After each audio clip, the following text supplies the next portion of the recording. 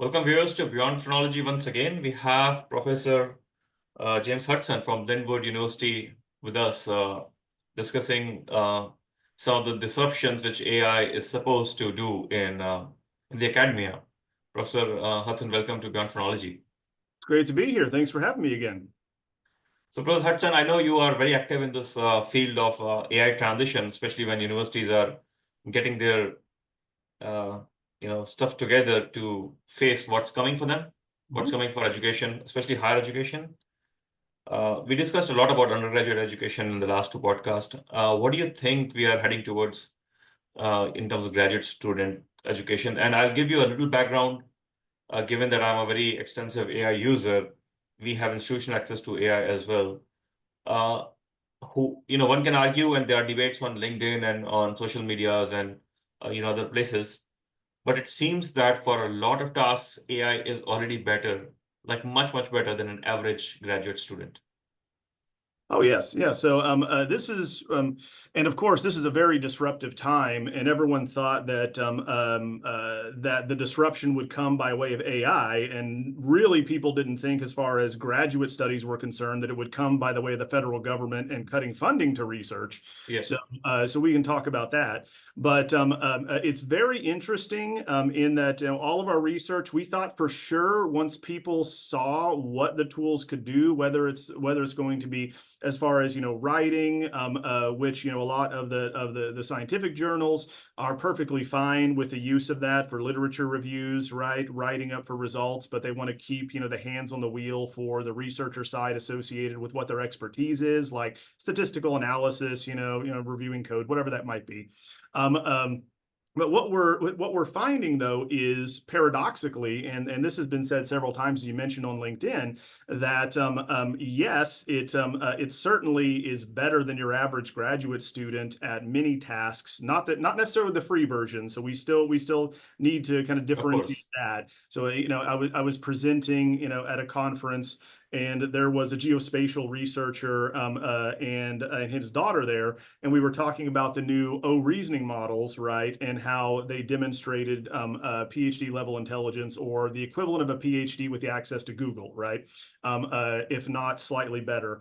And so, but they came back and said, well, I tried it and it was only 80% accurate in my field. And I'm like, okay, were you using the free version? And he said, oh, I don't know. I was like, were you paying for it? And she said, no. Okay, well then let's try this now with like an O3 model or something and see what happens. But just because it can do certain things, people aren't using it, interestingly enough, for those purposes. And even though it brings everyone up to the same level, which was the first thing that we hypothesized as far as undergraduate research. I would debate that Well, it would bring everyone to the same level. Yeah. Well, as far as the ability to communicate without grammatical errors, right? Yeah. In this, so basic writing skills, Right.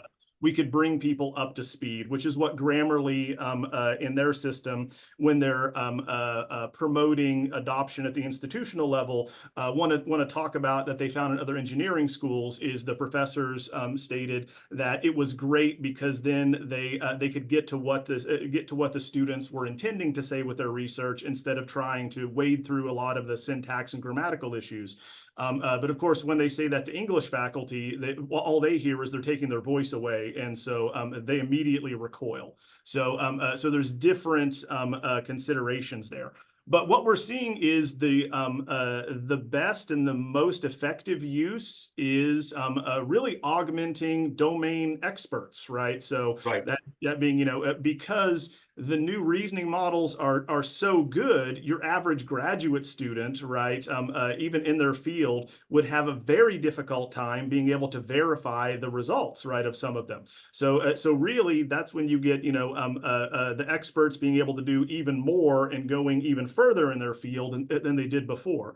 So that's kind of it's a strange paradox in that, yes, we can have basic states of the field, right? You do a literature review, what's been said on X, right? That's fairly easy to get a baseline of what people agree on. So starting at that undergraduate level in that place, but then going above that and then coming up with new and innovative solutions is what we're finding is difficult to teach students, right? So in the same way, there was this, I believe that if we showed different researchers how to utilize the tools or say teaching faculty who didn't see themselves as researchers, right? They didn't think they could publish. And so I walk them through the steps and go, no, you can do like, the scholarship of teaching and learning. You can use your classroom as a laboratory, but we just need to get data, go through the IRB, et cetera. And here's how you would write up your results. So I thought once I did that with 50 or so people, which I did, that they would then have this epiphany and the light bulb moment and go, oh, okay, I can do this on my own. I'm going to keep doing it, and then you'd have an exponential increase in the number of individuals in different fields that were publishing. That's not what happened, right? So we find that in the same way with coding and with writing, the two major areas that are most contested in academia right now, that being, do we still need English faculty? Do we still need programmers? Both sides, of course, are going to emphatically say, yes, we need both of them, but for different reasons. With both of those sides, what is very interesting is that you have to know as an expert what something looks like to be able to get it to do it or evaluate the output. And it's very strange in that, I kept asking people like, we've published together, right, 20 times, right? We have all of this. Why aren't you going off and doing it on your own, right, in this way? And these are individuals like game design, web design, these other fields. And what they kind of come back with was they stated that it seemed very easy for me. And I said, well, once you get the recipe for a cake, it's easy to replicate that another cake, right? And they said, well, you're like the one that invented cake though, right? So they needed to know what it looks like, so it being sure, you can generate a short essay, and composition 1 and 2 are virtually useless now because of deep research can do a better research paper than any undergraduate student could ever imagine in a very short amount of time. So those skills are kind of gone. But if you want to write a chapter or a book or an article, you need to know what the distinct sections do and how they fit together. In the same way that in coding, of course, programmers and coders got very upset when you have Anthropic and you have the head of Google and programming saying that 25% of what they're doing now is entirely AI generated, but you have an expert looking at it and going, okay, that's okay. So so what people hear is, oh, it can just automate all coding, just like we can automate all coding, but we're missing that point, right? So I have a couple of points here. So anybody who is opposing this, experts basically vetting for, the correct and appropriateness of AI generated material. First of all, they're not being honest, because this is what most professors were doing already. So what was happening is in academia, and this is very common in STEM, you go to a big lab, let's say at a bigger university, and you end up publishing 1 or 2 big short articles just because you're part of some team in some Nature Science Cell kind of journals. Because you have those articles, you get the faculty position much more faster and in better places compared to your peers who actually knew science. But once you get that faculty position and your big PIs can chaperone you into an IH or an SF, in some ways to get grants, you instantly have those grants to hire postdocs, talented PhDs and postdocs. So now you have this mill where talented students will come and do some good work. And a lot of times you will see these PIs don't even understand what research is. They don't know analysis. They don't have their hands dirty. They never had their hands dirty. You can call them lucky ones. But now things are changing so far, and they were vetting. So you can say that they were already vetting to PhDs and postdoc generated material. But now things are changing so fast that you can use AI and increase productivity only if you yourself understand what AI is doing, right?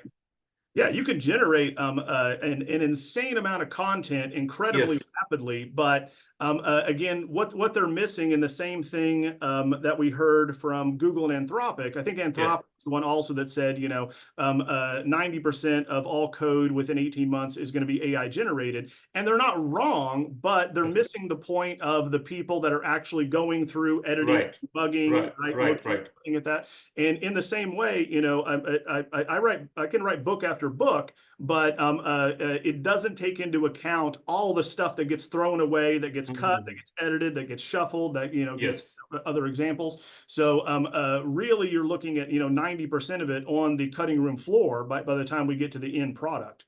Right. So yes, that is kind of the problem, as you were mentioning, is you need to know what research looks like in order to verify what was spit out is accurate or it does anything for the field. Or even to do it. So it's not that everyone would be publishing a lot or doing or will be able to do a lot of research and find out. You need to already have your hands dirty to be able to use it and derive the benefits which AI is giving. Otherwise, it will be like a very minimal use for a person. And that's what we're seeing is exactly it is. I'm trying to think which CEO said this recently, but AI doesn't change who you are or your patterns or your workflow. Yes, It just enhances or amplifies what you were already doing. I Just think like somebody, yeah, just like some you can't give someone a treadmill and then they immediately become a marathon runner, right? right, right, So you have to already have the basic understanding of what you want to do. It just gives you this augmented ability to do more, better, faster. right. I agree with you. I agree with you. That's a really, really, really good analogy. And also, the effective factors like motivation, for instance, to do more is specific to individuals, and they have been doing more with whatever they had access to, whichever resource they had before. Yes. So it's the same individuals who will ride the new AI race. Yeah, Yeah. especially intrinsic motivation is very important. I mean, the year before all this hit, and then I started hearing my colleagues go, "Oh, it's just because of AI." I'm like, "Whoa, but back up, right?" Yeah. So the year before, I was doing 30 studies with human subjects every semester, right? So just running concurrently. So I was already doing all of that. Yeah. It just made it easier to collate, synthesize the data, right, and get that out and packaged. Um, um, but exactly right. That being, we're seeing intrinsic motivation, right? So extrinsic motivation doesn't seem to work as much in academia, especially in tenure track lines. That being, your motivation is to work really hard to get what your 3 articles, your book published, on the good side of the review committee, right? And you put that package together, right? All that work for a few years, and then you get promoted associate, right? Then you get promoted full. But there's not a lot of other extrinsic motivating factors there for you to publish 3 extra articles, to take on So more of those. that's a very important point you mentioned. So I'll mention a couple of things. One, there's not even the way institutional budgets work, there's not financial incentive within the institution like it is in the corporations. At the same time, there's another issue, and I'm not taking any side whether we should have tenure or not. There has been a lot of debate about whether tenure should exist or not. Now, and so far the debate was that in the previous setup where AI was not there. Now we all know that there are a majority of professors, for instance, tenured, highly paid, who are sitting at these, who have these positions, and they were generating even if they're generating very mediocre output. Let's say, a publication or two a year, because that's what you need to be productive. Mhm, And, nothing rocket science. Some of them have good teaching loads or teach, but some of them do not. mhm. Uh, or they have power in some other administrative ways and things like that. Now, the question is that with the AI now, are the expectations going to change? And given how we are seeing the resource crunch and a tighter funding scenario moving forward in the future, especially for STEM research, do you think people's take on tenures will also change over time, or is that something which will be preserved nonetheless? Uh, That's or that's That's another book I'm writing right now called Academic Inertia, right? So that being there are very specific factors that we're aware of. It's just AI was another factor we weren't planning on that keep higher education institutions from evolving and innovating, right? Because it's designed much like the government. It's supposed to, deadlock itself to slow things down, which prevents innovation. But to answer your question specifically, fewer and fewer, right, faculty lines, are opened every year because of the dwindling population, the demographic cliff, right, the concerns over the value of education versus the student debt that's incurred, right, political considerations in that even before AI and before this presidential administration, institutions were seen as inherently left-leaning or liberal, right, so they're politicized in this way. And if we're talking about 60% of the population that doesn't have a college degree, they're not really going to care about the cuts that we're seeing right now. So the public doesn't have motivation to have a voice to say stop cutting research for the NIH, because that's where most drugs come from. They don't know that. But to answer your question, so you're seeing less and less junior faculty entering the assistant professor rank or pool, and then you're seeing more adjuncts, right, taking up that load. And then so you have more and more of those that are senior and are getting ready to age out and retire. So we don't have a good succession plan, and that what we're doing is we're building, right, a system that doesn't have an infrastructure. So it has to either collapse and change, or something needs to change with tenure there, or because we're not hiring people to replace people, right? So yes, we're that is true. We're retracting, right? 20 colleges at least closed in 2024 alone.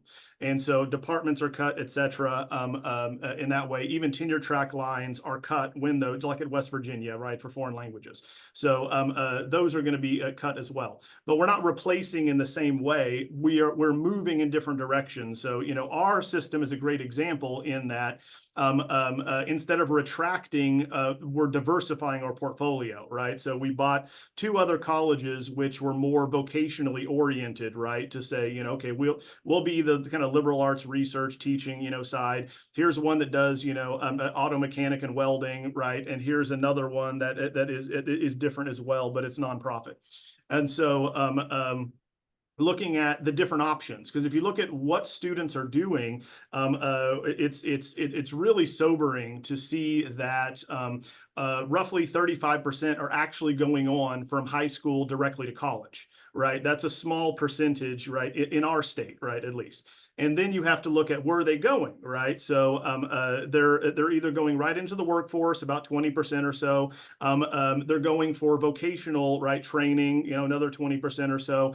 We saw a dramatic uptick of military enrollment, right, in this last year, right? Under the Biden administration, it was really low, but seemingly there is, from anecdotal evidence, this uncertainty about where things are going to land, both, politically, economically, technologically, what's AI going to do by 2030. And so a lot of people are just waiting it out. They're just like, I'm not going to invest in anything. I'm just going to, I'm going to coast here until I see what happens.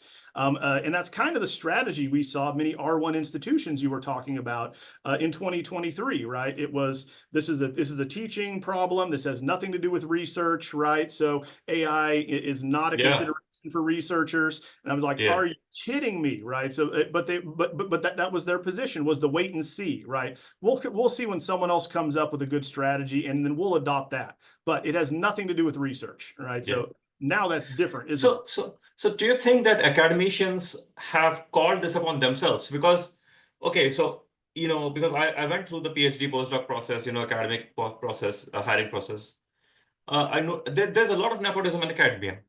Okay, not like based on genetics, but based on, like certain labs have basically hijacked the whole hiring process across universities, right? And then you breed the same kind of mediocre professors with that mediocre mindset, as well as, the same rut research, which has, it might be NIH funded. A lot of NIH funded goes to no research. It just goes to politics. Like people get grants and that grant gives them power. It happens. I mean, yes, good stuff happens, but yes, there are people who are constantly funded, but they've not produced anything, but keep getting funded.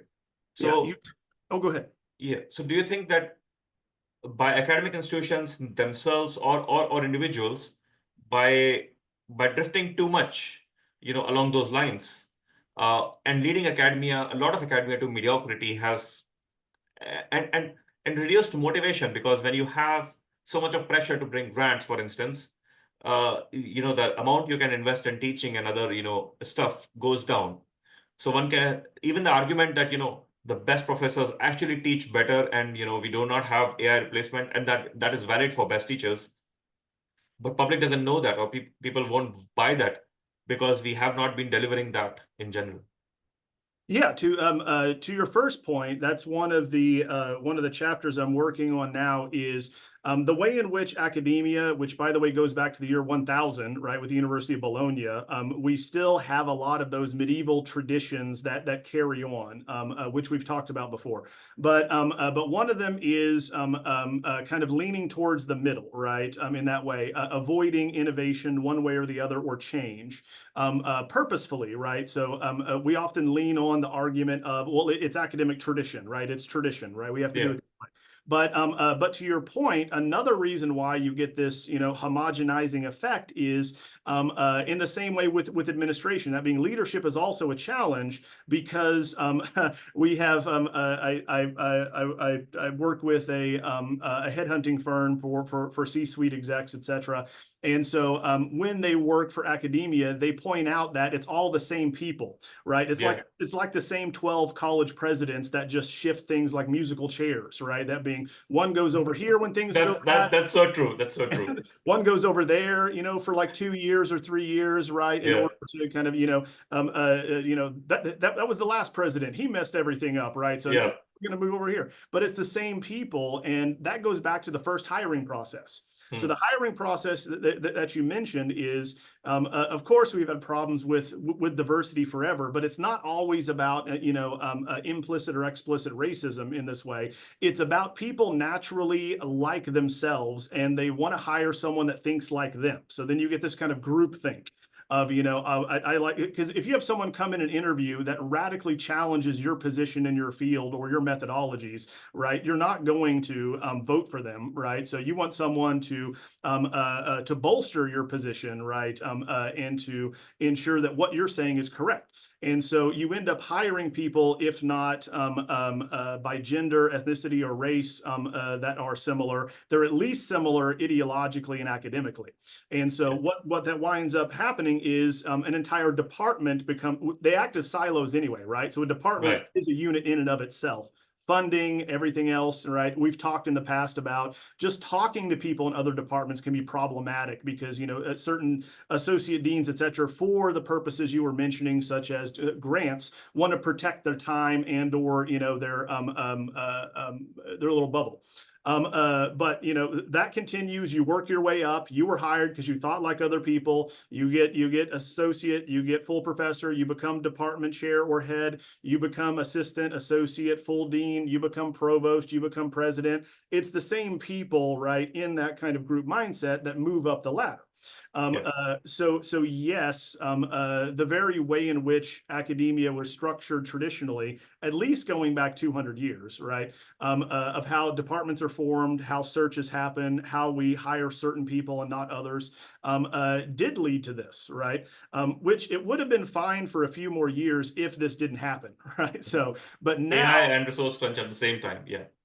yeah, but now, I mean, there's just some realities, and I do think that you'll have, just like half of the population of America disagrees with the other half, right? We've seen, fundamentally, that you're going to have at least half of academics, stay the course until the bitter end of, this is how we always did it. This is how we're going to continue to do it. It is tradition. This is, my field. Specifically, that's one of the big problems is we're taught that to profess a love of one's field, to be a professor, right, means that you have to have this belief that your field is somehow special and magical and unique, right, and that your field can answer all the questions in the world, right, in this Yeah. way. And so with that type of belief, it's like challenging someone's belief in religion, right? Or spirituality. You're not going, and they came from the church, right? This whole system came from the medieval church. So so you can't challenge it with budgets, with rationality, with the need to change in any rational argument. Half are going to stay that course, right? At least. Right. Because once again, I mean, I know so many that are just waiting for retirement, just like with COVID. They're like, I just got 1 year. I'm going to wait. Yeah. I was in Boston and I used to go to one of the Starbucks. At some point, there used to be this hackathon there on Fridays. So kids used to come and very weird kids. I was doing my postdoc there, and these were all hobbyists. And I worked in, nonlinear and fractal domain. And I had this kid who was just entered a college, and his computer was full of fractal codes. Like all the fractal, videos he made himself. A lot of stuff he knew about fractals. He never knew about a lab or a person interested in that from research. And I wondered, like, this guy was better in terms of his skills than any of the graduate students I had exposure to, while I was in my lab there. These are the kind of people we need in academia, okay, who think out of the box, who are self-motivated. But right now, I don't think the PhD programs are tailored for that. The kind of restrictions we have on PhD programs and the whole thesis, and I want your opinion on that as well. As well as these individuals have no way to search us because we are so siloed, and there are no like open workshops or open, even when we have programs where people visit, to understand the graduate program, we still offer them to 8 or 10 or 15, best students we think who have applied to, right? So despite being in that city, all these facilities and all the amazing, stuff you do, still a high school student does not know, for instance, the tinkerer kind of high school student doesn't know that this is what is happening and this is where I can be. Mhm. The hidden curriculum, exactly. And so Yeah. we still haven't gone past the hidden curriculum, and this is why, when asked, I absolutely believe a version of the traditional idea of the 4-year college experience will survive, but Yeah. only for those that the hidden curriculum is designed for, right? And it's going to be insanely expensive, right, in order to offset the costs of having a tenth of the student population. It will be more like a luxury. It will be more like a Rolex watch Yeah. than actually watch to go to see the time. Yes, and Yeah. so that's the big question that goes along with what it gets at the heart of what you just said is are we in the business of education, or are we in the business of credentialing, right, in this way? And so if we're in the business of education, then that model that you talked about that feeds into PhD programs, which again have all of these checks and balances that knock people out before they even consider, right, going into a program. I mean, we're talking about 1% of the population. So most 99%, if they weren't already thinking about it, wouldn't even think it would be possible, right, in this way. So, Yeah. but then what's the point of a PhD is the question, right? So if you're saying that the point of getting a doctorate is to add an innovative perspective and knowledge to the field, then it's not how it's set up. Right, so it's set up, which is very interesting in terms of what disciplines say that they do. And so for the social sciences and humanities, it makes more sense because I didn't understand why they were so critical and had this existential just horror at AI until I realized that their writing, which they consider thinking, and the reading of other people's writing, right, is distinctly how humans experience the world and how they're expressing themselves. It's this romantic idea that goes back to the late 18th century of the lone genius that sees the world differently and that's sharing that with the rest of us poor folk. But in the sciences, right, supposedly the goal of the sciences is to empirically move a field forward, right, through evidence-based research, through empirical research. And so what was really interesting, so I understood the humanities side of hating poetry generated by AI, because the whole point is it's not telling me how a human felt. I'll tell you, AI poetry is pretty good. Yes, and so all the studies, humans prefer AI poetry over most human poetry, and so which again comes to the point of once they find out it's AI, then they feel tricked. They then evaluate it much lower in the level of quality, but But all that aside, I kind of understand that perspective. But let's just stick with the empirical side. So supposedly, if this is what science is for, and a PhD in science, let's talk about peer review, right? It really crystallized when I mean, I wrote a book, you know, the algorithmic researcher showing that peer review is already infiltrated by AI, right, top to Yes. bottom, right? And Yes. so we talked about that previously. But then I was on LinkedIn and they were talking about, you know, receiving feedback that a reviewer had added their expertise but fed it through a large language model, and they were just incensed. They were so upset because, you know, quote, I don't want to hear what a machine thinks. I go through peer review to hear what human reviewers think.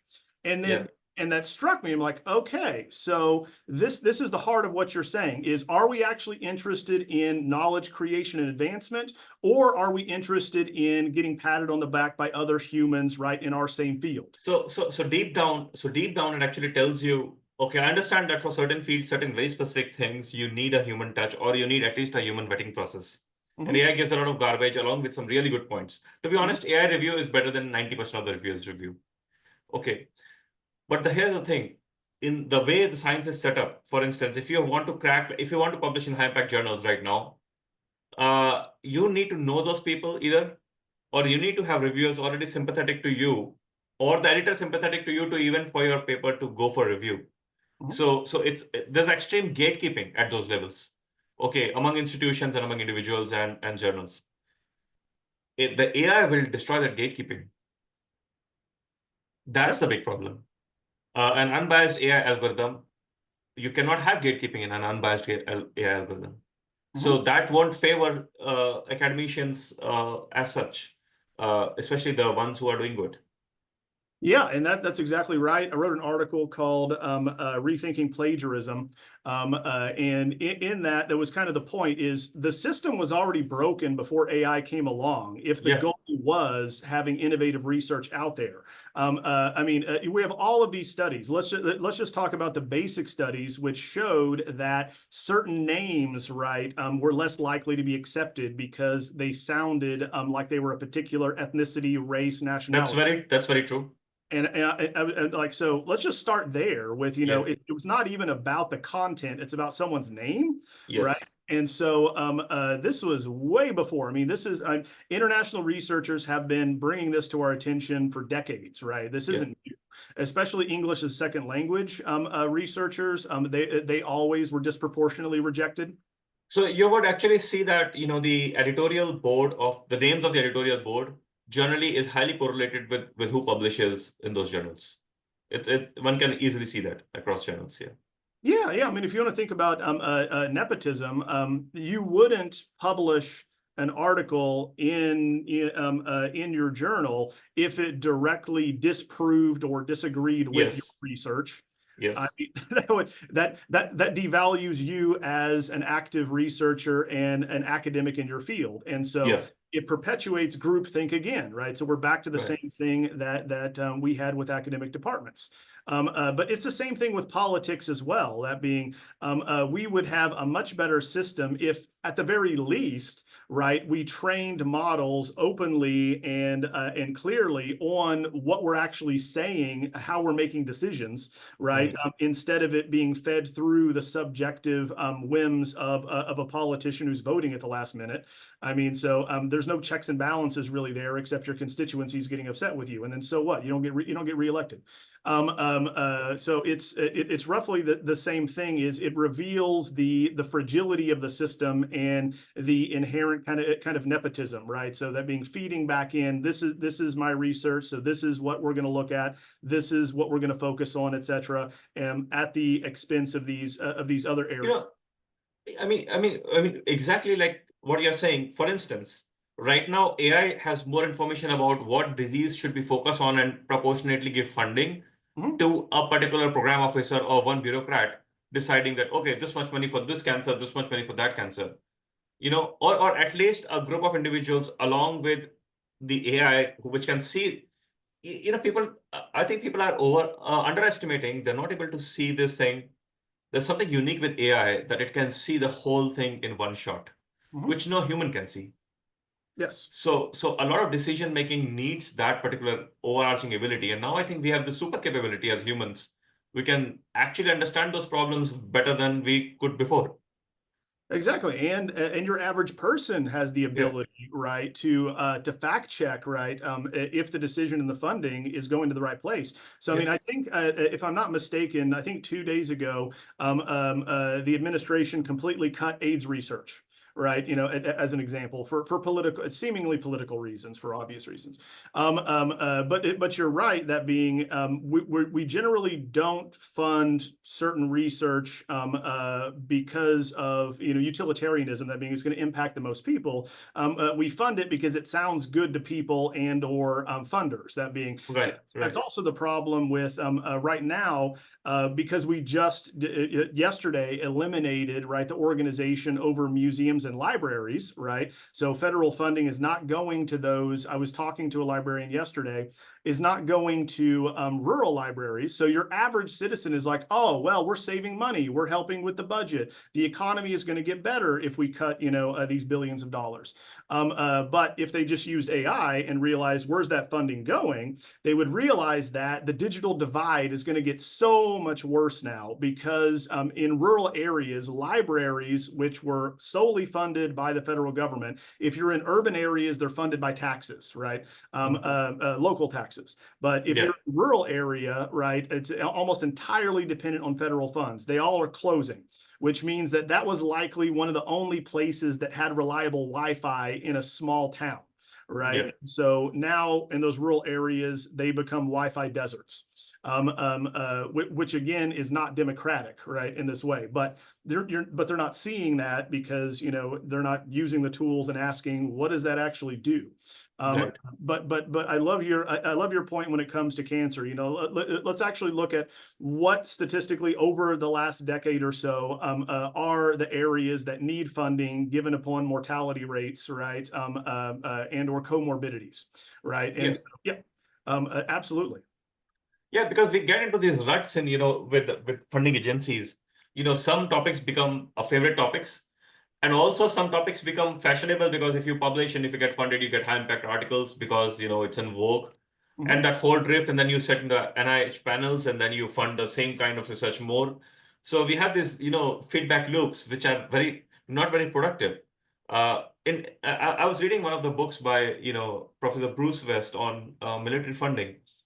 And he makes an argument that most of our ways how we actually looked at funding have been wrong.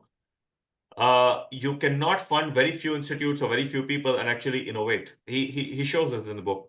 Mhm. It has to be a diffusion model because you don't know where it is coming from. It's a multiplicative process. It's a power law distribution. It's not a normal distribution where we'll cut the tail a little bit or we'll take 2 standard deviation. It doesn't work like that.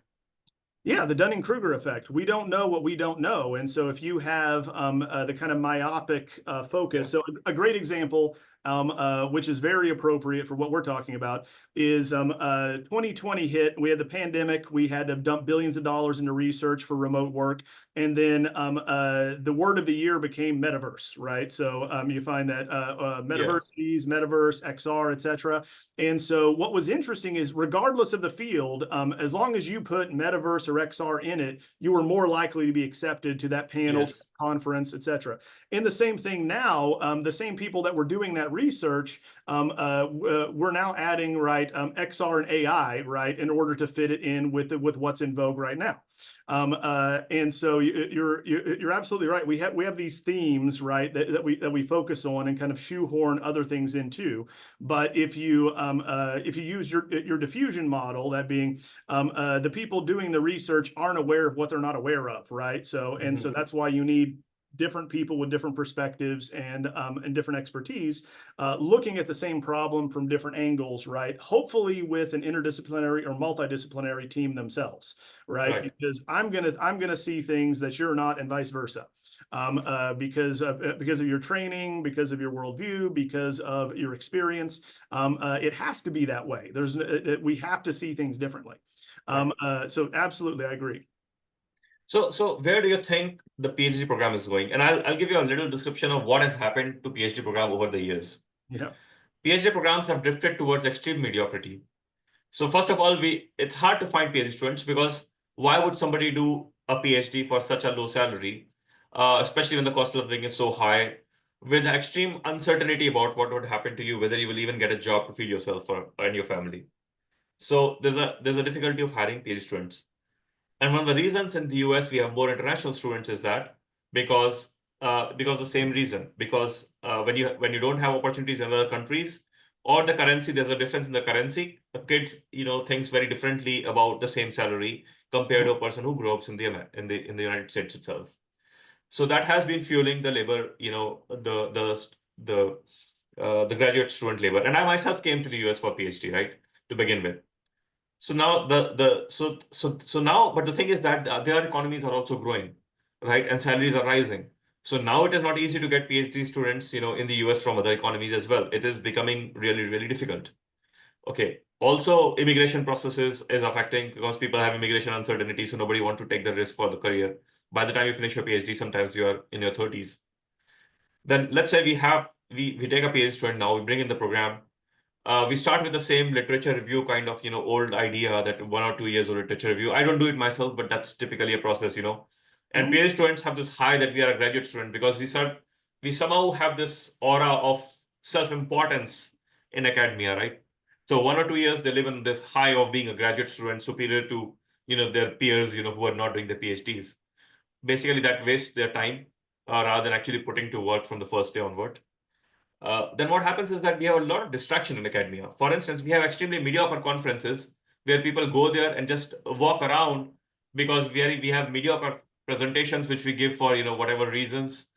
We never have great presentations because again the people who select the presentations are from 1 or 2 circles, so they keep giving the same presentations again and again. Almost a mediocre conference might be spending over $2 to $3 million if there are about 500 people Mhm. with lodging, etc., public money. But what you get there is like maybe some professors you meet, who you never met. But presentation wise, no, everyone knows it's mostly, it has to be there to have the conference, to be honest, a lot of times. But that conference and takes a lot of steps. By January, you have this message that the conference would be coming in, so you have to put an abstract by March. Then you provide your travel documentation by whatever June. Then you go to the conference and prepare for it in July or August. You come back from the conference within a month or two, you get invitation for like, oh, next year we are having this conference at this destination. So start preparing for that. That abstract. The abstract is never a final study. It's like always for the presentation. Mhm.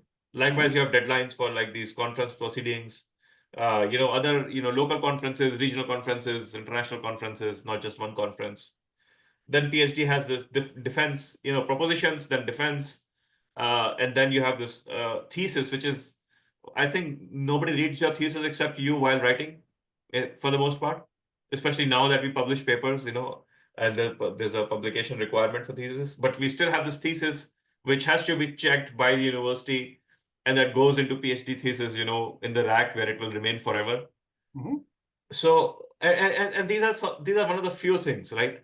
And there are more restrictions. Like if you want to do human subjects, you have to get an IRB to be even able to apply for a grant. So which means that it hurts innovation. A lot of regulations on research hurts innovation. If you cannot spontaneously think and execute, which means that you will not execute. In most cases. Okay, and then journals are getting nosy. About a number of things. And the PhD student has to deal with all these things in those 4 years or 5 years, right? Along with the coursework, by the way, first 2 years of coursework. Mhm. So where do you think the program is going? Because Mhm. an average PhD student spends a time and the level of expertise that PhD student gains after 5 years is not enough to do something cutting edge. Yeah, no, you hit on a bunch of things there. I guess the very first one is thinking about the number of PhD students and what they do, because so for instance, I got my PhD at the worst time possible. It's when the bubble burst in 2008, Mm, and so in yeah. my specific specialization, there were 33 positions the year before, and then it dropped to 3. right? Because everyone was tightening their belts because they didn't know what was going to happen with the bubble. And so, this has been progressively getting worse for a while because we've been opening less and less positions. You're seeing more and more PhDs looking to go into industry, which is uncertain, right? If you go to LinkedIn and these other sites, you have lots of PhD now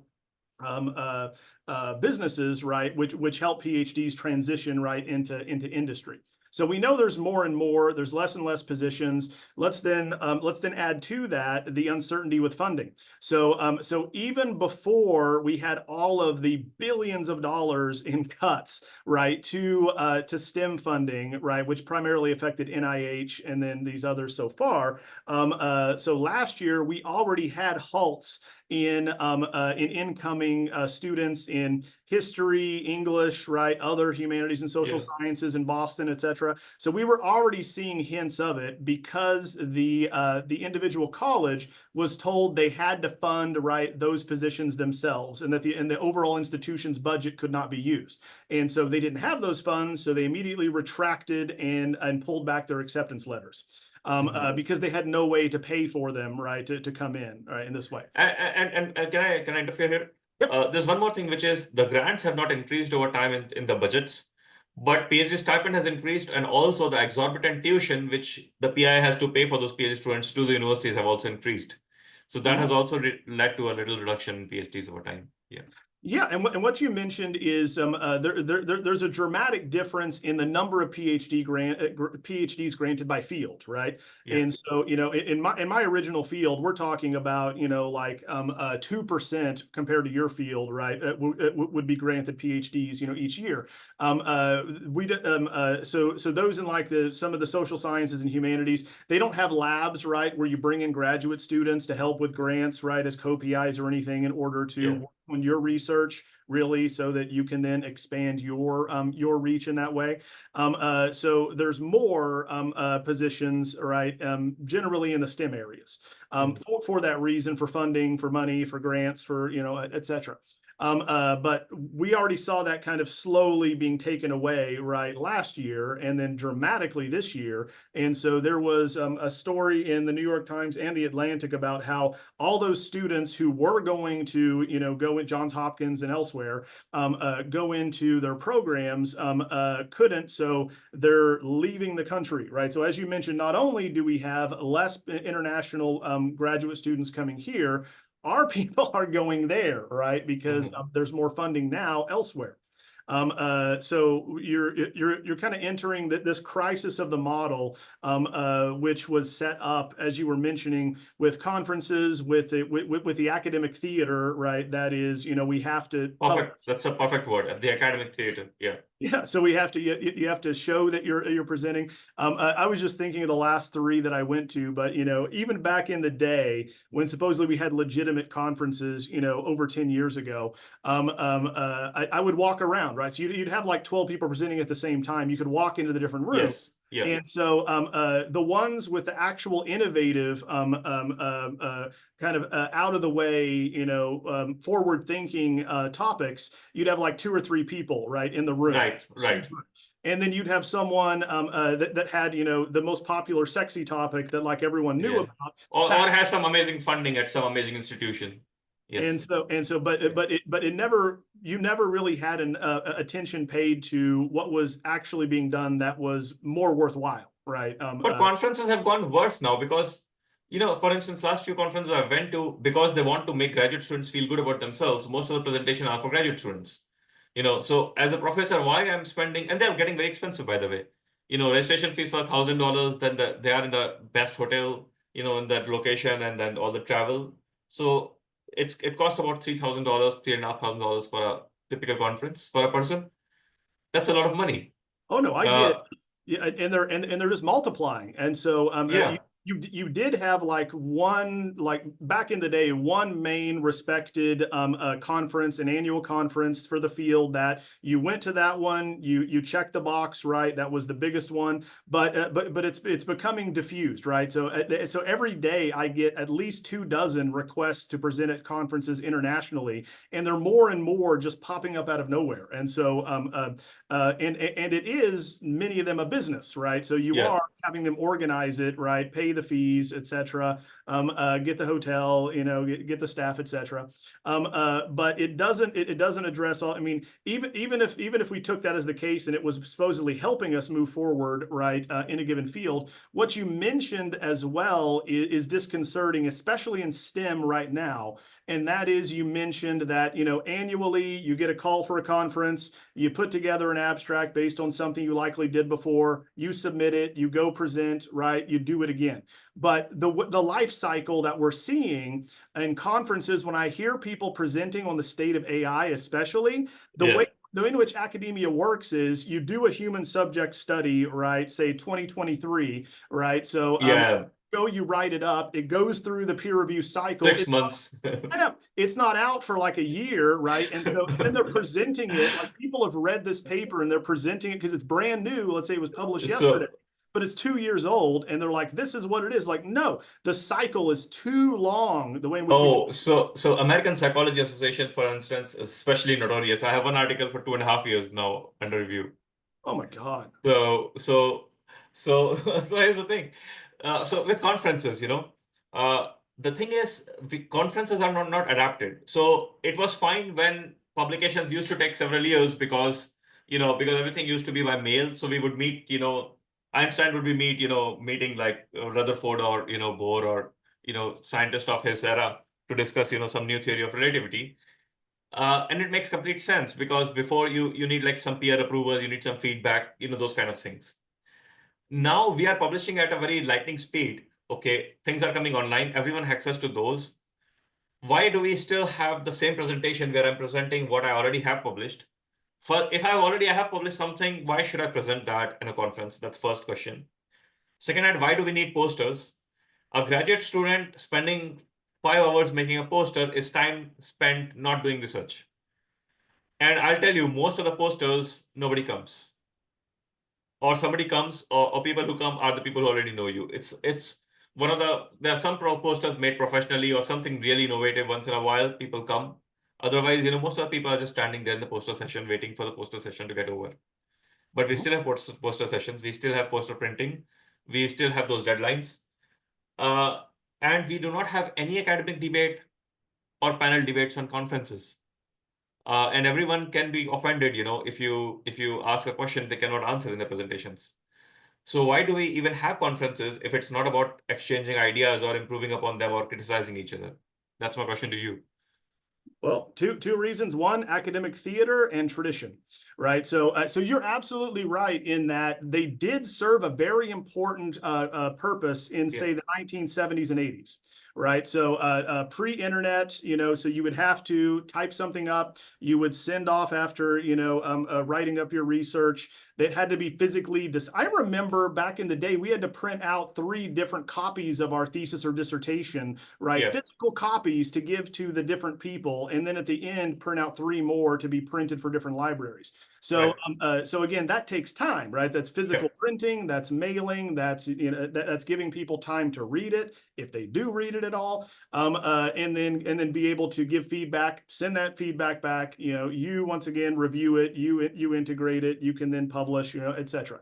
So Yeah. in that system, it made sense. But now we can immediately, do a lit review, like you were saying, spending 2 years on a lit review, right? That makes no sense now. And this is why it has to change, right? Is that okay? If the rule is to get tenure, I have to publish a book in 5 years. Okay, well, here's 7 books I published last year, right? Now what, right? So Give me tenure, right? is that what's up? Then give me tenure, like in 6 months. Yeah. So I mean, so that's so if that's the level, right? Yeah. So we're going to have to, move up at the very minimum, move up the threshold to meet how things actually work. But again, the people that are designing that on tenure committees, et cetera, grew up in the old model, right? And so they're not really seeing the value in shifting that, as well. And it doesn't benefit them, right? So I've heard this over and over, and I think it kind of gets to the heart of it as to what you're talking about. That being that there's kind of a disenfranchisement with the generation coming up when the rules are different now. But then I've heard people actually say at conferences like, well, why can't we start using or integrating AI into our pedagogy? And they would actually state, well, that's not how I learned, right? So I had to sit there and stare at a paper and fret over my thesis for months. I suffered. They need to suffer like I did, right? So there's just really this idea that they have to go through what I went through, even though the rules are entirely different and don't matter. I'm pretty sure they don't do the same thing with their kids. I mean, you grew up with like like an old car or like an old whatever, like with 200,000 miles, they will still buy their kids, a new car. So I'm pretty sure they don't do the same thing with the kids. What happened to them, if in case, if it was hard. Yeah. I mean, the examples we always have is, you teach and devise the systems around what is currently useful and existing. And so when I was a kid, I was the last generation that had to learn cursive. Right. So, and I kept asking, why are we learning cursive? And they're like, they couldn't think of a reason that being. Same with me. Yeah. Yeah, and so in the same way, why are we teaching handwriting now? It's being lamented that being, Gen Z is losing the ability, to do handwriting or to read cursive. And so my first question is, when were they ever incentivized to do that? Right. So we communicate entirely either through natural language, talk to text, typing, etc. And now brain computer interface. Right. And writing was unnatural to begin with. Our ancestors never wrote. And so once again, if we're talking about transitioning from orality to literacy, right, that's a technology that we developed and we evolved with it, right? We evolved technologies that go along with that. And so that's what we're doing now as well, is I wouldn't force my son to learn to do long division the way I did, or learn, because it's not going to be useful at all, right, in the world he's going into. A lot of these things have solutions. And I think the problem is that our scientific leaders are not leaders, they're politicians at the highest level of science. They need to be scientists. So, for instance, I'll give you one, solution to conferences. Like, conferences cost money, right? We put them in our grants. Universities have these budgets for professors every year, things like that. And I agree that conferences might not serve science, but they serve people because the scientist is out of the city for a few days. There's a travel attached to it. There are some meeting new people attached to it. So it is good. It is very therapeutic for a change to come out of the campus, not do research for like a few days, see around. And that's what a lot of scientists do. They take their families out in that time. And you will see them less in the conference, venue. You'll see them more around, seeing that town. I took my family to Disney World doing that, so I know what you're talking about. Yeah, right. Yeah. So and we understand that, right? Now corporations take care of their people well in those perks with regard to travel and other, but academics is pretty brutal. There's no money for anything basically, not even a gym membership. So I mean, academics is the only place where we charge parking from our own employees. There's no other place where you go to work and you pay for parking. It's bizarre. It's just bizarre. Okay. So now the thing is, I mean, you go Walmart to buy stuff, you don't pay for parking, but a kid comes to college to study while after paying all the fees, pays parking. It's just bizarre. So now the thing is, regarding conferences, right? So if we understand that we need to take care of mental health of our scientists, of our teachers, of our educators, then we can say that, okay, conferences are not relevant as much. So you have a choice now. You take that money, you spend time, a week, maybe somebody else's lab. You go to some other lab, you go to some other department, right? Spend time at some other university, which will host you and we'll pay for your travel and stay and, accommodation and, whatever the expenses. I think that will lead to better research and better education and, scholarship, because now you have infusion of actual ideas one-to-one, and you have that choosing where you can get something which you are deficit in, compared to we all flock together like a zoo in most of the times. And it's a tradition. And we've trained our students to expect that. Yeah, and if you go back, that tradition made sense, right? Yeah. Before all these technologies, for at least the last 20 years, changed everything. So, for instance, the life cycle of research makes sense pre-internet, pre-AI, pre-Google, Yeah. pre-mobile. Because what you would do is you would come up, graduate student or someone in the field, you come up with an idea, you look for calls to conferences, your idea matches a theme for the conference, you submit it, you go there, you present your 20-minute paper, and that we didn't before the internet, the people in the room were the Google, right? So they were the ones that Hmm. could actually give you the information of what you might be missing, what you needed to Right. add, what methodologies that you were overlooking. And so it was worthwhile, right? So you're like, okay, I'm going to go back. So you're supposed to take that feedback, go back, write it up as an article, send it out, right, to your peers again, right? Physically through mail, right? You're mailing it, right? They then read it, right, as the senior, experts in the field, because you don't have access to others, right? They then give you more feedback. Of course, it generally aligns with, what they're researching. So they give you feedback, you apply it, you publish your article, then you go on and you're like, okay, you look for calls for chapters in books, right? You look for one that aligns it, you revise with your article and expand it into a chapter. You get that published, then you start looking at, a book project. I mean, how do I expand that, right, into a book project, etc. Again, same process, rinse and repeat. You send it out, your proposal, you get feedback to revise the proposal from reviewers the same way you still do. I don't know why. You then say you're going to do whatever they want you to do just to get the contract. You then write it up, you send it in, you get more feedback from reviewers, etc. Hmm.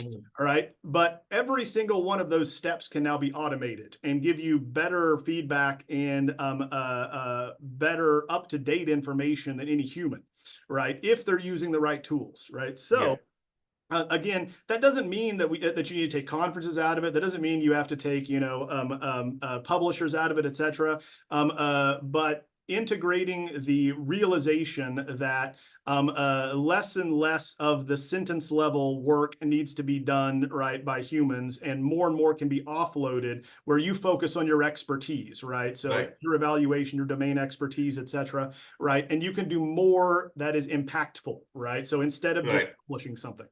Yep. Also, on a more on a even if I make a selfish argument, it is high time that we as scientists revise and revamp what we do to be able to justify it. Because if the conferences remain the same they are right now, very soon we'll lose the justification to have them.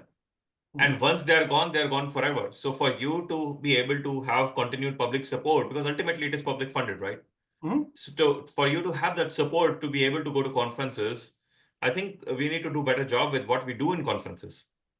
Yeah, and backing up, 10,000-foot view, that's also the major argument and the battle within academia that we're seeing right now is I shouldn't have to justify what I do. It's inherently understood that I'm an academic. Hmm. What I do is important. Yeah. Versus you have the other side going, the general public doesn't understand what you do and thinks Mm. it's superfluous. A great example of that is the firestorm that went off last November when a PhD student from Cambridge submitted her dissertation right on Twitter, on X, right, and it was about smells in literature, right. So seemingly innocuous, but you just had everyone pile on, going, "This is the problem with academia. We're spending all of this money, right, and people are researching things that are entirely superfluous. They're not helping anyone. They are, self-absorbed, right? Who cares what things smelled like in literature, right? It was that so? But the point is that they didn't understand the significance. So a great example of that with the NIH is,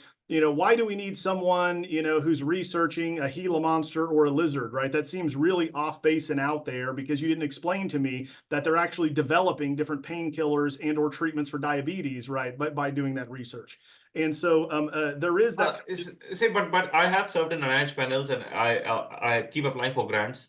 I would also give it to you that yes, NIH funds a lot of work, and I myself am an NIH funded our department, and that's the only source of funding for good research.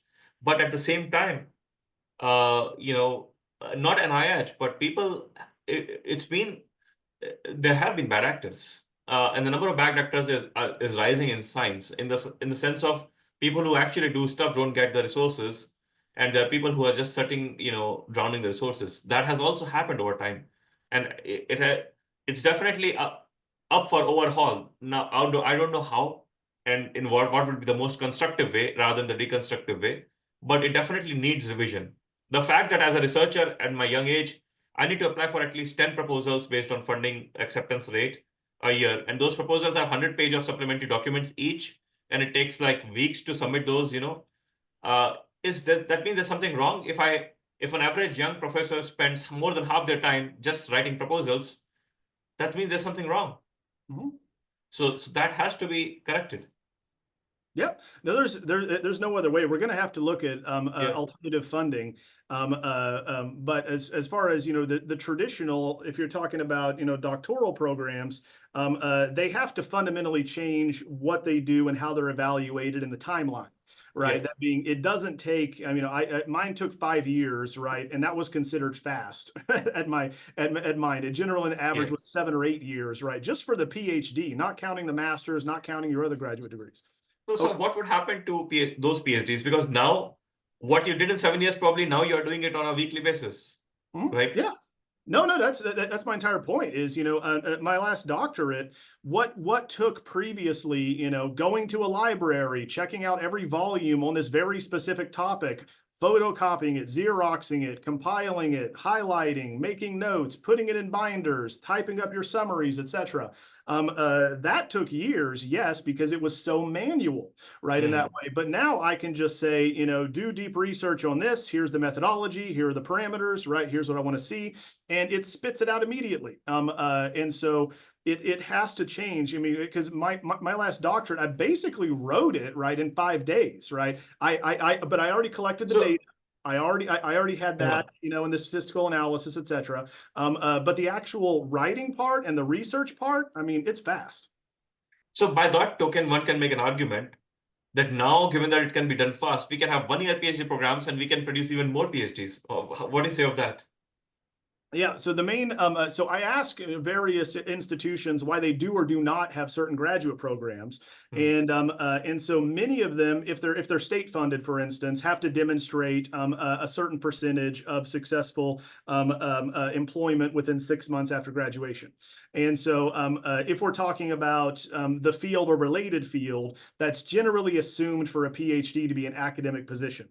And so their argument is statistically it's impossible if we graduate 20 more, PhDs in English to find them positions in the state. Yes, right. There's no positions. No positions, yeah. And so the ranking goes down, right? So because that's how we have the ranking is how successful your graduates upon graduation. But absolutely you could, but is the point of getting a PhD just to get a PhD, right? Or is it the whole point of the PhD was originally to ensure that you are at a level in your field that you can produce innovative research and move it forward, right? That's what it was for. However, we can do that now, as you were mentioning, the person that you mentioned, with fractals, right? So if they have a good idea, getting it out there is a lot quicker now. So that's why we are now past the knowledge economy and into the innovation economy. That being, it's the one singular unique idea, and then you can once again get that out there and package it for how people expect it really quickly. Yeah. But original ideas are hard to come by. I think yeah, you're right. I think when writing papers or when writing in general, writing becomes cheap in general, right? Yep. And anyway, journals have moved to PDF. Every journal is like a PDF right now. We are paying Nature $7,000 to publish a PDF in Nature Communications, basically, right? In some ways, one can say that. So now it's time for real innovation. It's that's the only thing I think should be valued and would be valued, economically very soon. And no one would care about the long list you might have in your CV. That's true. Absolutely. Yeah. I mean, that's it just has to, right? Change. Now, again, in certain areas, does it have to? So for instance, if we're talking about like the classics and learning Greek or Latin, and that is the end unto itself, sure, you can keep that rather traditional model because it's based on the rather snooty Professor Harold Bloom, one of the most famous kind of English and literary professors of all time. He lamented that if we spent all of our waking hours reading, we could not read all the great classics and his great classics were all Shakespeare, Dante, all dead white guys. And so, but in that model, if you're putting in and requiring the physical experience of reading all of those novels, right? Sure, it's going to take, that amount of time. If the goal is, and this is what they don't like, but if the goal is to actually find something new to say or discover within those, such as when did Shakespeare first invent the word alligator, right, in his plays? What was happening, right, sociologically or historically at the time? How did he bring those things together? What does that tell us about civilization and or life? And then what does that tell Yeah. us about us? We can do that much more quickly, right? So, but that's not what the purpose of that PhD is. It's to go through the act of reading all of that and then showing people what you think about it, right? So it's about walking through, here's my human experience step by step, not about finding new innovative things. So, Right. but STEM, that's different, right? So STEM has to change. STEM has to change, yes. And there's also no funding for the humanities PhDs, right? So that's going down and down. Even for STEM, funding is very hard to get by. Especially for for younger people who do not have been chaperoned by by big PIs. Generally, it's very challenging to find funding even for good ideas, and to navigate the whole funding landscape is extremely challenging. Getting things done is extremely challenging. And that worries me because what we're seeing is the first part of the cliff of what jobs and positions and skills will be replaced, changed, and or not valued. So for instance, in the last year, 20% drop in consultants, right, globally, right? Yeah. So 20% less consultants, because generally what you ask a consultant, you can get much more faster, quickly, and better, right, from an advanced AI model. You're seeing a 10% drop on both the value placed on basic arithmetic and writing, right? So both of those skills, the demand dropped. Right. Why? Because everyone can do it, right? Incredibly effectively, well, Yes. etc. Yes. And then you're looking at, okay, how do people move up, right, in a given field, right? Academia, industry, car sales, insurance, it doesn't matter. You're seeing that Gen Z, millions of, I think it was 44 million, it was something worldwide of Gen Z that have college degrees are unemployed, right? So that came out March 25th. And they were arguing it's because of these useless college degrees, et cetera. But if you look at the supply and demand economically, what those entry-level positions coming out of college would have been doing are now automated, right? So if you're in a law firm, you're going to be, photocopying things, making Yeah. presentations. All that has been automated, so you can't get your foot in the door now. So we have to start thinking about, where do you start, Right. See, right? academia is very easy to blame. Professors are very easy to blame because they are the sitting ducks. Yeah. The amount of work professors do and academicians do in general is just insane. The amount of hours they work, which most people don't understand, outside, how much we do work and for what money. Okay. So I agree with you that a lot of this is because of sudden automation rather than actually universities doing something bad or not doing something, right? Mhm. Because it's hard to find, it's hard to predict when things are changing in a year or two. How can an institute which already is in resource crunch can actually completely overhaul things, because that also comes with a risk of collapse.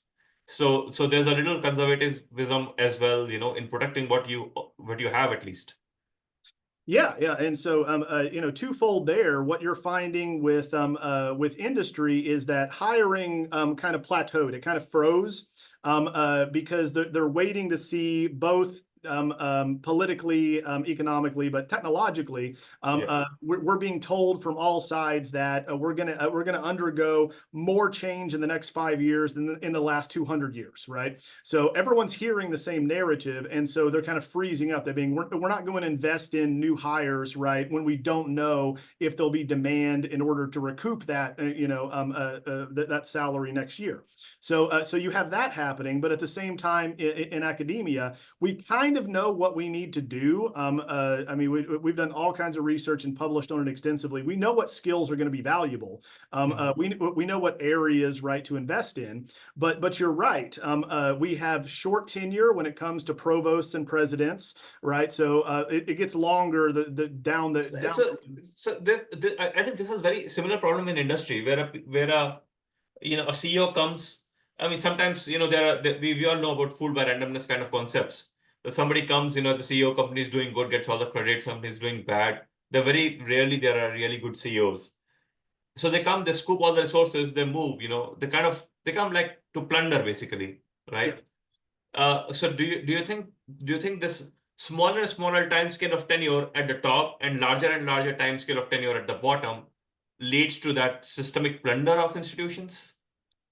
It leads to that frozen kind of sense of inertia in that there's not a lot of, aside from losing one's job, there's not a lot of motivation for those down the rung to do anything, right? There's a lot of motivation for those at the top because they want, I mean, every provost we've had and or president immediately wants to put their mark on something, change something. We had one come in, rearranged, right, the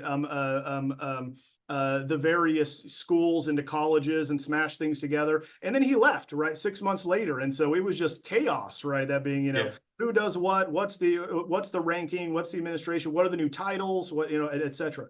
So not really considering, what that would do, but there's greater incentive from that level to show you're making an impact for the board, or if you're reporting to the president, than there is at the associate professor level, right? So you can just coast there, right? If you keep your head down forever, assuming your department isn't eliminated. Right. And so that's the problem, is that yes, we kind of know what we need to do, but you need someone to stick around more than 2 years to do it. And you need clear leadership and direction, that there will be resources, money, and time put into what needs to be done. If you need to overhaul a curriculum or create a new department or whatever you need to do, that takes time and effort. So they need to be consistent because it's going to take longer to bring these others along with you, right? So you have to show institutional culture is also shifting. And that's really hard to do when you put other complicated things into it, such as the notion of consensus, right? So no one votes to eliminate their own job, right? There was a Chronicle of Higher Ed article that actually stated higher ed needs to wean itself from outside consultants. And I was like, we have all the expertise we need. I'm like, yes, you do have all the expertise, but you're not going to say that you should fire yourself, right? So even if all the data says that, right? So you're going to be invested in your own preservation, your colleagues, et cetera. So we vote, right, by consensus, which locks everything up. But as far as the change that needs to happen, you, for instance, are also beholden to other things, for better or worse, right, by way of state funding, right? So if you get state funding, that means they also have greater say over your curriculum and your degree portfolio, your hiring efforts, right? So salaries, et cetera. So private institutions like mine don't have to worry about that, so we can go faster, but you still run the risk of changing everything and then causing complete chaos below because you didn't follow through, right? So you always have to consider following through. Oh, sorry. Oh, there we go. Right. No, you're right about that. It's a time scales which do not match the external pressures, and this is also unique to this situation where there's a sudden, you would say, tenfold difference in timescales at which things are happening in the outside world versus things happening within academia and administration. When you look at AI, for instance, what has happened in the last 2 weeks did not happen in last 3 years, probably. No. And then you have those the pace at which things move, at least back of the house, right? So front of the house with like admissions and those that are out recruiting students and talking the advisors, they're moving relatively quickly. But then once they sign the student, it's like, okay, not my problem now, right? So and then it moves on to the back of the house. So so there's not a lot of incentive unless you have leadership that is giving the incentive, that being, this is what we're doing now. There's no incentive to pay attention to what's going on outside if you are going going to be, an associate professor in sociology, or, if you're going to be one in anthropology, right? So you teach what you've always taught the same way the last 30 years, So, right? Why change? so do you agree? Do you think it's a hype or it is actually true? So for instance, now we have AI apps. You take a picture of your house, it will give you all the interior decoration, all the color themes you can choose. It will give you the material and things like that, right? AI is becoming that good. Does it mean that we will not have interior decorators anymore? So people who have invested everything in interior decoration now, are they gone like overnight? Or few of them will reap the benefits of that and the rest will disappear? What would happen? Like, because every time you see this X posts, oh, today we have these three fields have been eliminated from practice. There are aggressive tweets like that. Yeah, so I was talking to a colleague yesterday who was discussing an influencer in men's fashion of all things, Hmm. and likened it to high-end fashion and cheap knockoffs of like Versace, Gucci, etc. Hmm. And he related the position of AI to that. I should foreground first in saying that if you look at the last year, we saw a pretty dramatic decline in the number of graphic design positions, right? That are Yes. Also now models, like companies are actually creating AI models now for themselves. You do it. It's so, but again, that's not new. We've had the website "This person does not exist" being used by web designers and agencies since 2001, right? Okay. And it just made up people. I mean, I need people. I want an Hispanic male, 45 years of age, right, wearing a polo, right, smiling and talking to an Asian American woman who's 35, right? So you could describe all that, and it would make it. So that part's not entirely new. But the widespread knowledge, right? You might not have known that existed, right? Hmm. But Yeah. the ability to do it kind of opened up. So you have, Canva, which you can attach, to Right. OpenAI, right? So a lot of, but to answer your question, will there be fewer positions where people are paid to do specifically that and nothing else? Yes. But just like the Industrial Revolution, right, that really started ramping up in 1830 in Europe and America, just because we can now cheaply manufacture a chair and a table or a spoon doesn't mean that craftsmen stopped existing, or once photography existed, that painters stopped painting because they no longer could match the veracity and the realism that cameras could. They just changed directions, right? So in this way, they did different things. Hmm. And they fill different roles. But as far as the number of full-time positions, yeah, oh yeah, that's gonna change and decrease. But Yes. but there's one thing which is different this time. Previously, things were additive. Mhm. There were additive improvements. But this time with AI, the replications are infinite. So the exponential change we have not seen. This is unique to this revolution. But we're not seeing the corollary, or the same level of adoption across demographics that we should see. That being, Hmm.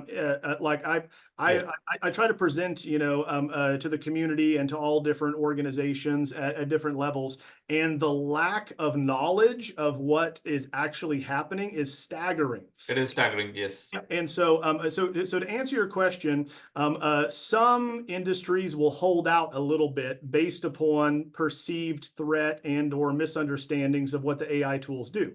Others are going to be like, this is cheap and it's convenient. And of course, during a recession, why would I pay more for a T-shirt, right? Yeah. Instead of something handmade and crafted off Etsy. Yeah. So people are going to go for that kind of cheaper, easier option. But there is a generational consideration as well. That being, there's less acceptance, adoption rates, and just a negative perception in general, right, among boomers, right, compared to say Gen Z. Right. Yeah. So no one cares about my generation, Gen X, right? We're never discussed, even though we're 33% of the workforce. But everyone talks about Gen Z. They're kind of the new millennials. They have kind of the greatest adoption rates, 20% higher in males than females, though, which is still scary. Certain segments of the population who use Amazon instead of going. Okay, a great example is my mother-in-law came in last week because my kids were on spring break, and she went to Joann's Fabrics, and so you probably know that they went bankrupt, right? So, and they're going out of business.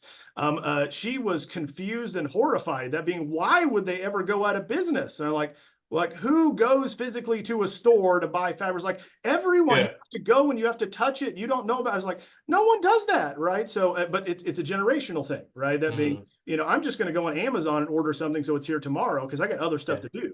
But so yes, so certain, like an interior designer that's a human will still be hired, right, by certain people who either don't know, are afraid of, or misunderstand what the apps you're talking about do. Mm. Right. Yeah. Or they still believe, or trust a humans waiting for them compared to, themselves. Mhm. Right. Right. So that means that with time, I was having this discussion in a cafe yesterday with someone, a stranger. So with time, that means that what would matter more. So if you are an interior designer now, if you actually have established connections, you would have an advantage. So your network is going to matter now more and more, or what society you move around, and whether they have the purchasing capacity or not, right? And second now, so in industrial evolution, before industrial evolution, we used to sell our labor, right? The bigger, the brown you are, the more work you can do, the more valuable you were, right? Compared to timid guys. Mhm. In the last century, the lean guys kind of took over, when it came to like the technology, because now you might be a jock, but it doesn't give you, unless you are in like some sports, varsity sports, you're not valuable in terms of making money because now we have automated things. Yeah. But now white collar labor is actually, the brain labor is being automated. So now we neither care about your body nor we care about your brain, right? Mhm. At least for the most part. So now what is left is emotions, and what is left is connections. Mhm. So do you think we are moving towards like now an emotional economy where we will be trading our emotions? For instance, we will have services, and we already have something like this in Japan, that we will be selling companies to lonely people, or we'll be selling companies to older people, or something of that sort.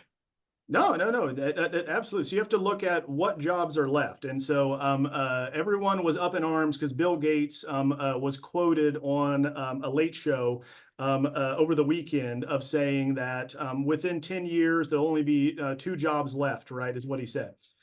So he said that you're not, he gave examples of teachers and what was the other one he gave examples of? Nurses, So, what's up? nurses, Huh? or You say nurses? Yeah, because if you look at what can be done, we know that robotics is ramping up. So the thought of manual labor being entirely safe is wrong. oh, by the way, for nursing, HSS UK right now, they're actually doing a real, like a countrywide experiment, training AI models on controlling all the parameters in ICUs, because there's a lot of human error there. Mhm. So it turns up that our idea of we will need more nurses might also not held true over time. Yeah, in the state of it was Washington or Oregon. I have to check. I sent it to because we're starting a nursing program here, so I sent it to the head of that program. They actually passed a law because they see the writing on the wall that states that nurses have to be human, right? So they Mhm. actually stated that, which of course means that they know we're going to have the capability and capacity to automate some of the functions. Yeah. Now, but what you're talking about is still true. So we had a futurist here a little while ago, and a lot of it was pomp and circumstance and flash. But one of the things was interesting in that he did say people will always pay to be entertained, and they Mhm. will and they'll pay for some type of human connection. And I was like, okay, the first one, when people say that AI is never going to be good at making movies and or music, etc., Yeah. people don't care. They're going to be entertained. We But have already been watching animation movies, I mean, or yeah, cartoons. Like yeah, who knew who made them?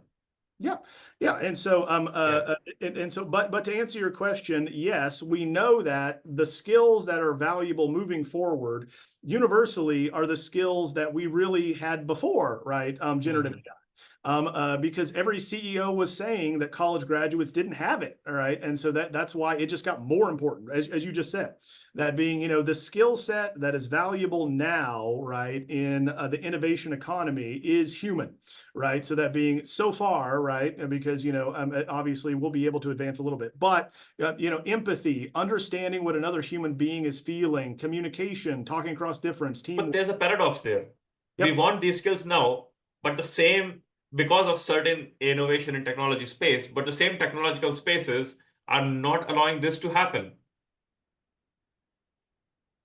Oh, say that right? again. I So, I so, I so, think so I we need agree. these human connections. We need this ability to talk and, Yep. perceive and empathize because we are in this technological, because of these technological innovations. But the same technological innovations, the way we handle, like the social media craze or whatever, Oh, things like that, and how colleges, campuses are structured, and how separated we are, the same technology doesn't allow that to happen. So we need that more now, but also we are embedded in a system which doesn't promote that as much as well. So yeah. it's a paradox, right, of existence right now. Yeah, you mentioned Japan, and so I went there over the summer, and I know they have an epidemic of loneliness and of just declining birth rates, right? So that's why Yes. they big incentives to move there, right? And Yeah. have children. But everything culturally is it's wonderful for senior citizens, right? You never have to walk more than a block. They have great public transportation. Everything's clean, right? But the culture and the way in which things are structured are isolated, right? Yes. So you're absolutely right. If we keep designing for the machine, which importantly, we've been writing for AI since 1998, and people don't realize it. That being, when people always say that I'm writing for a human audience, you're really not. You're writing for the algorithm that's going to pick up the metadata in what you've written, either a social media post, an article, or a book, before the human is even going to know it exists, right? Mhm. And so in the same way, we're doing that now with robots, right? So we want to make humanoid robots, right? So I don't know why they have to be human. It makes no sense to me. Right. They can function better if they're not human. Yeah, and adaptation would be much higher because humans tend to be creepy when they're not humans. Yeah. So yeah, I personally would rather like to have a robot ostrich compared to a robot human, right? Yeah, Absolutely. Yeah. Give me yeah, ostrich. Give me a dog. yeah. Give me an But orangutan. it's tough, right? It's tough because for any new species you want to make a robot of, you need to understand so much of dynamics which we do not understand. But human motion and movement we understand so much well now that yeah, that we can mimic. Yeah, no, and that's what you have companies like Meta and others that are giving people all their technology so that they can record complicated tasks like, well, how does a chef cook this? Yeah, How does someone perform this mechanical task, right? And so but they're doing that so they can record the information to teach robots to do it, right, in this way. yeah, of And so course. and so, so of course, ironically, we're in this situation to where, like in the Industrial Revolution, we're trying to use technology to make life easier for us, more convenient, cheaper, etc. But in the same way, in kind of doing so, we're also kind of shifting what our priorities are and how we live, right, in that way. So no, absolutely, and it certainly is going to change. I mean, relationships. We've done so many studies that there are already three companies, at least three, that are dedicated to the digital afterlife. And so something as fundamental as you keeping your relatives alive forever, right, Mm. is a reality right now, right? So in that way. So just fast forward 5 years. And I just saw that in some latest experiments, AI therapists actually Yep. were turned out to be better than human therapists. Yes. And you were also mentioning that with nurses, that being, where are we seeing human error and where can machines fix that? In the same way, human therapists can never fully divorce themselves from the fact that they're an individual and see the world a particular way and have prejudice, just like a judge can't do the same way in making a decision. Right. So maybe in the spaces where human errors are more acceptable, humans would still be more acceptable. And relationships are one of those places where you fight, for instance, unless we make robots to fight, for instance, as well, or to make errors, at the human rate. But yeah, so coming back to graduate, the PhD programs. Mhm. Uh, so where do you see this ending? Because science, say science is a labor, is science has been built on cheap labor. Okay, we agree or not agree, but that's how science works, right? One can say that it is a apprenticeship program, that's why you get paid less. But at the same time, we have a program which takes a person in their 20s, their reproductive ages of their life, okay, early 30s, pay them the least possible, right? Like the worst possible, and makes them work the most, historically, to produce science. Modern science is based on that labor, okay? In some ways, you can call it an exploitation, right? Mhm. It won't be possible more. One, because of people's willingness to go to that, to opt for that, and second, because things would be fast. So what would happen as to the scientific enterprise as a whole? We are already seeing the decline in the number of PhD applicants, finding good PhD applicants or good academic know-how.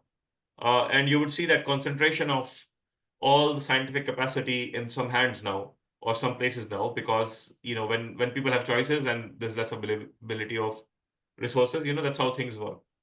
So where is the scientific enterprise heading towards in its current model? Yeah, no, so you have to, we were already moving away from that in the early 2000s. If you think of what PhDs in science were for, that being, if we're talking about, research, innovation, patents, IP, all of that, like in the 1990s, it made sense. But the system wasn't built for innovation. It's built to keep perpetuating a model, right? Yeah. By credentialing.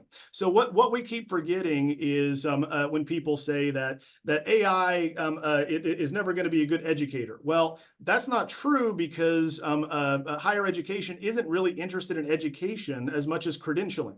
So Yeah. what I mean by that is, if you want to learn something, go to Coursera, go to edX, right? So learn something, etc. A particular skill, something new, you can do something new.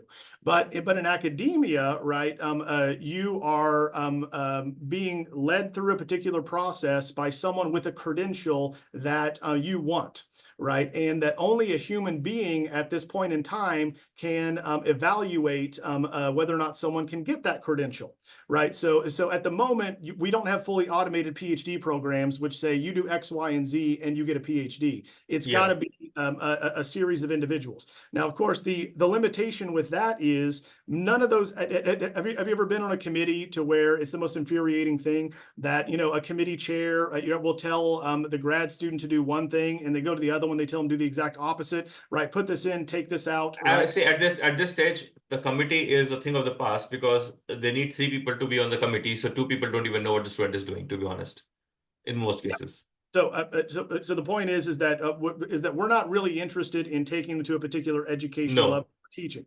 It's about going through the steps, right, that we have set up traditionally in academia to check the boxes to suffer in that same way. Yeah.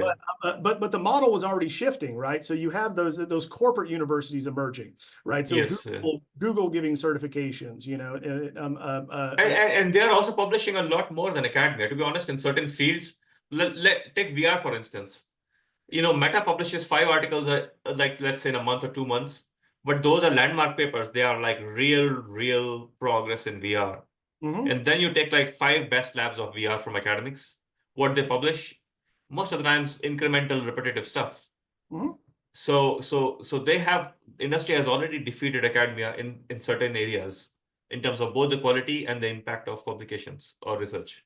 Yeah, I mean, if that's the point, is impactful research that can then be monetized, right, by way of IP and or support the validity and the importance of what the company is doing or manufacturing or producing, then yeah, we're already there, and so the value of a PhD has to mean something else. So, but the value of PhD was to explore, to chart the uncharted territories, to come up with things which people have not envisioned.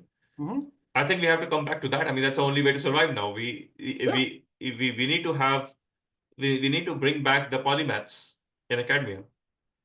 Yeah, I mean, there's the idea of specializing in one very narrow area doesn't make sense anymore, because you at least need 2 different fields to make an innovative discovery. Oh, go ahead. In fact, if you are expert, as you said in the last talk, right? If you're an expert, you are more likely to be automated. You need to be expert at multiple things. So from that token as well.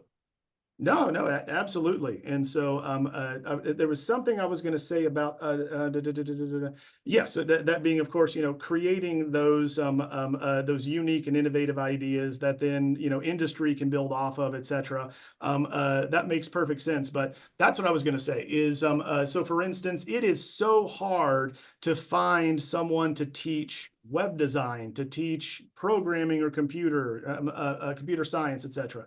And the reason for that, or teach AI, right? The reason for that is they don't need a degree to make money, right? So they're getting paid. If you want to pay them what, like 60, 70,000, and they're making already 200,000. So the idea, the people that are out there that know and would benefit students the most, you can't get. We're priced You out. see, this is already has happened. So if you look at computer science departments at universities, it's very hard to hire a good computer scientist as a faculty because the pay lines are low. So you would see in academics, if you look at computer science department, most of the times what they publish are like surveys, like really, really like non-useful stuff academics tend to publish. Because first, they don't have the best, and second, they don't even have the resources to do anything new. Because anything in computer science right now takes a lot more resources than it's already existing.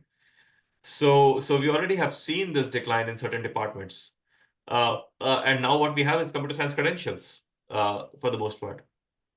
Yep, and that's kind of the point, that we can talk about here at the end is being, what does graduate school become, right? So traditional undergraduate degrees like bachelor's, which are 4 years, are the minority now, right? So that being the Right. majority are non-traditional students that have some college but didn't finish, and so it's kind of filling in where they left off. It could be 2 years, it could be 1 year, etc. And so there's still value in the 4-year model, but it's not valuable in terms of education. It's valuable in terms of social emotional development, right? That being, that you're not an adult yet. Your brain isn't even fully formed at that point, right? And so that's why that part is so important. You can give the framework for a given field, a methodology, etc. That can be fleshed out later, but that's the value there. But if we're talking about non-traditional students that are worried about cost, that want to see ROI on their investment, they want, once again, to have a quicker path, right, an on and off ramp, to be able to get things done and still have their lives, then you can take a lot of the social emotional development stuff out of it and then focus on the actual education. But then what does it become, right? So what is a bachelor's degree and what is a graduate degree? And I think you're absolutely right, is we're going to be moving towards more shorter, cheaper, right, credentials. That being concrete ones, that being I can do X, Y, and Z, and I've demonstrated it. Whether that's going to be competency-based education or not, that's the scalable model. But more and more people can't drop out, right, of the workforce and spend 7 years as a PhD. Right. So that's just not going to happen. We're still going to be at 1% of the population. Right. But then what are master's degrees, which are more popular? What are MBAs going to become? And so do you need a full MBA? Well, no, of course not. You never did. It was just something you just got, right? So I know some people who just got the MBA just because that's what you do. Not because they did anything with it. But yeah, those actionable, specific credentials that do something that add to their skill set or expertise, right? So I think those are going to grow in popularity just because of necessity. We're going to have to upskill over half the population, right, in the next 5 years anyway. And we have to do it fast, right? Because the only way that we avoid a complete collapse and a worse downturn in the economy, or another Great Depression, is the federal government is going to have to subsidize upskilling, right? So everyone, if we shift and certain skills and industries are no longer needed, then they're going to be out of work, right? And unemployment. They don't have enough money to go back, so we're going to subsidize them. And it completely makes sense because a lost labor, I mean, if I'm a leader, for instance, I would think more pragmatically about these things. Like a lost labor, just by will actually drain the unemployment as well as will not be productive. A little bit of investment can get further for the whole economy. So those investments are actually good investments. And I think there has to be like a coherent leadership, because this cannot happen at the level of a department or a university or a state. This, I don't know how it will happen or when it will happen, but this has to be more concentrated, right? Than diffused. Yeah, although the way in which things exist, I don't see at least anytime soon, right? Academic leadership, academics, and government funding agencies agreeing on what the change should be. That's the I personally have always believed that academicians should not be political. We are tax funded, and every part of the political spectrum funds universities, right? So once we are tax funded, we should not take any partisan sides. I have always been, very apolitical when it comes to thinking about science, or the role of scientist. And I think scientists didn't live up to that, to be honest. Yeah, Uh, well, and again, that was a possibility, in the past, but it has become, especially science and scientific research, incredibly politicized, right? So like, so it's going to be difficult to get around because of, I mean, at the very basic level, what is still keeping everything going, right? Keeping the trains running on time is that we haven't messed with federal financial aid yet. yeah. Right. So if that goes away, complete collapse, right, of the entire system. So You mean federal financial aid of students? yes. Yeah, I agree with you. Yeah, So then that goes away. No one can afford to pay out of pocket, right? So for a 4-year degree, I mean that's impossible. yeah, So in many ways, it has become politicized, right? Which it shouldn't be. It's supposed to be ideally a public good, right? That being, everyone knows throughout all of history, and we have all this research. The more educated a society is, right, the better the better the living standards, lower rates of disease, right? So longer lifespans, right? Greater life satisfaction. So we have the research. So it should be, let's make college free is kind of the idea. A lot of states are moving to that in community colleges. So we're getting that message of yeah. let's bring people up at least to the community college level, right? So to get a baseline of individuals, because the more people that go to college, the more that they ensure that their children go to college. So once again, it's a ripple effect. Right, right. And so, yeah, it should be a public good. Science should serve the public good.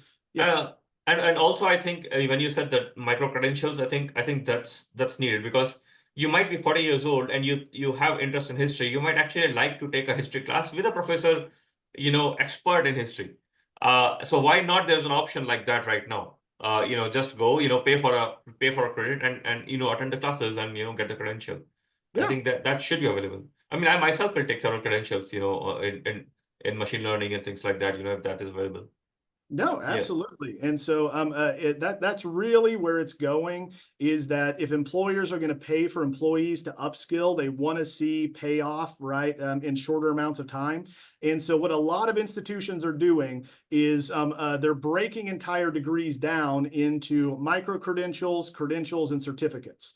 So so that they're getting these certifications along the way, and they're usually tied to specific skills. So you finish this cluster of classes, you'll be able to do X. You then finish this cluster, you'll be able to do a broader range of things, right, in this area. Yeah. So that's certainly what's happening to justify value, right, on investment there. So, Hudson, I know you have to leave soon. So my last question to you today is, where do you see in like 5 to 10 years, what do you see would happen to PhD? Would it exist in its current form? What would you predict? Yeah, and so really academia moves at a snail's pace, right? So it's trying to like retrofit a steam engine, or future-proof a steam engine. And so as I was writing yesterday, and it dawned on me, we think in terms, because Harvard brought in X number of students and said the cohort of 2030. We think in terms of cohorts, right? Yeah. And so what we're really talking about by like 2030 is the next cohort graduating.